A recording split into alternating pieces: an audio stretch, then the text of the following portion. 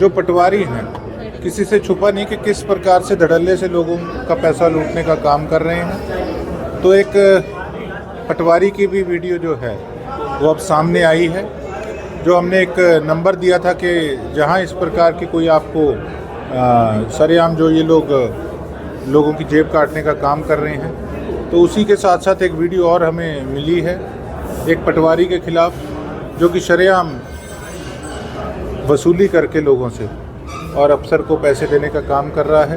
तो भी बड़ी जल्द मैं डिप्टी कमिश्नर साहब को उपलब्ध कराने का काम करूंगा।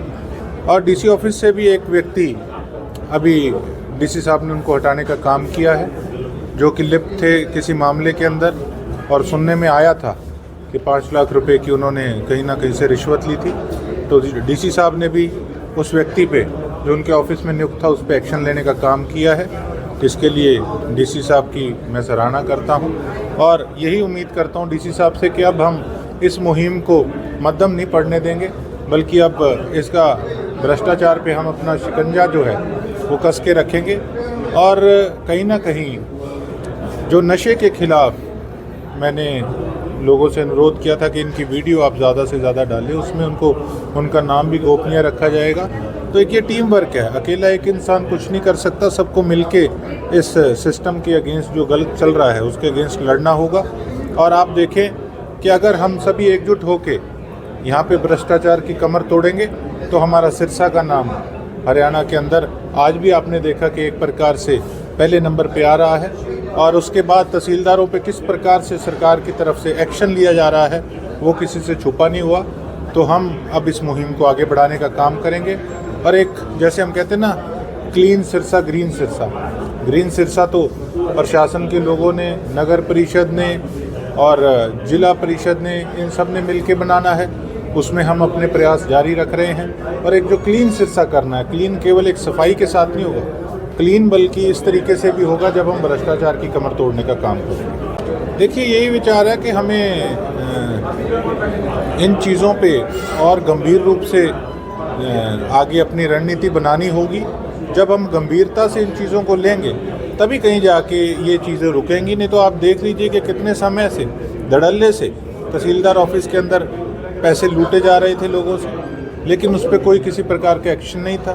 देखो, मैं तो एक चीज़ जानता हूँ कि ये नहीं कि मुझे पता नहीं कि कौन कौन सा अफसर क्या क्या कर रहा है, लेकिन एक ये आप लगा लो कि एक तहसीलदार के लिए रेड सिग्नल था और जो अफसर इस प्रकार से उसमें लिप्त हैं उनके लिए एक येलो सिग्नल है।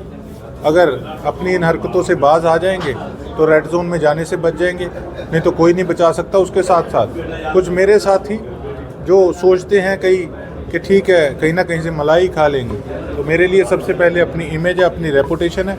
और ऐसी चीज़ों के, भ्रष्टाचार जैसी चीज़ों के मैं सख्त खिलाफ हूँ। इसी मुद्दे पे चुनाव लड़ा था। तो अगर मेरे साथ वाला भी कोई इस प्रकार का काम करेगा तो उस पर भी एक्शन लेने से मैं कतराऊँगा नहीं। मैंने आपको बता दिया कि बड़े बड़े अफसर, मैं नाम नहीं लूँगा, लेकिन ऐसा नहीं कि इन्फॉर्मेशन मेरे पास सबकी है। अब डीसी ऑफिस से एक व्यक्ति जो हटाया गया, मैं नाम नहीं लूँगा, सब अच्छे से समझ रहे हैं। और कुछ ऐसे अफसर भी हैं बड़े बड़े जिनको खुद को आभास है कि विधायक को उनकी करतूतों का पता है, तो अभी येलो सिग्नल में है। तो मुझे मजबूर ना करे कि उनको मैं रेड सिग्नल में लेके आऊँ, नहीं तो उनके लिए फिर बड़ी दिक्कत आ जाएगी। तो जब तक सिरसा का विधायक गोकुल सेतिया है तब तक ये लोग भूल जाएं कि ये लोगों को परेशान कर सकें।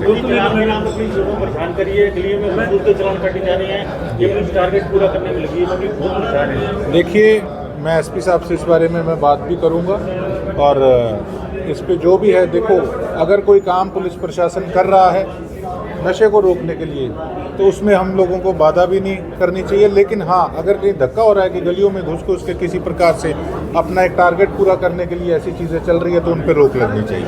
पिछले 1 महीने में 3.5 करोड़ रुपए के चालान काटे गए हैं और पुलिस का यही कहना है कि नशे की रोकथाम के लिए की जा रही है। लेकिन कहीं भी पार्क में खड़े होते हैं बाइक की, जहाँ कहीं भी पार्किंग होते हैं, उनकी फ़ोटो खींच के उनके चालान कहीं ना कहीं गरीब लोगों को टारगेट किया। देखिए, इन चीज़ों पे तो आपको हमारे एसपी सिरसा सही तरीके से बता सकते हैं, लेकिन मैं तो एक ही बात कहना चाहूँगा कि ठीक है, आज हमें चालान दिख रहे हैं कि चालान बहुत मात्रा में हो रहे हैं, लेकिन हमें अभी पूर्ण रूप से ये नहीं दिख रहा कि चिट्टे वाले कितने पकड़े गए। तो देखो जो भी काम करोगे उसका खड़का होगा। अब चालानों का खड़का हो रहा है, अगर नशे वाले धड़ल्ले से पकड़े जाते डे बाय डे तो उसका भी खड़का होना था। तो हमें कुल मिलाकर थोड़ा सा लोगों को भी कोऑपरेट करना होगा और प्रशासन को भी सोचना होगा कि जो लोगों को बिना मतलब परेशान लोग ना हों, ये भी पुलिस को ध्यान रखना होगा। संगठन का कब तक विस्तार हो पाएगा?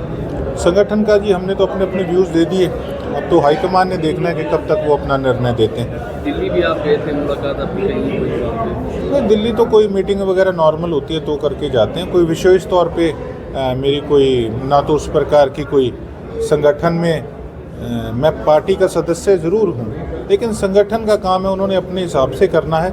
मेरा विधायकी का काम है, मैंने लोगों पे कंसंट्रेट करना है, मेरी ज़्यादा रुचि इस काम में। देखो ये तो स्पष्ट है, केवल मैं नहीं और भी जितने विधायक हैं वो भी ये चीज़ नहीं चाहते कि जिन लोगों ने उनको ख़राब करने का काम किया वो आगे आएँ, और जो लोग हारे हैं वो भी ये सोचेंगे कि जिन्होंने ख़राब किया अगर वही आगे आएंगे तो एक बना बनाया जो संगठन विधायकों का है या जिस कैंडिडेट ने मैदान में उतर के लड़ाई लड़ने का काम किया कांग्रेस के लिए, तो कहीं ना कहीं अगर उनका मनोबल गिर जाएगा फिर ऐसे संगठन को बनाने का क्या फ़ायदा रहेगा।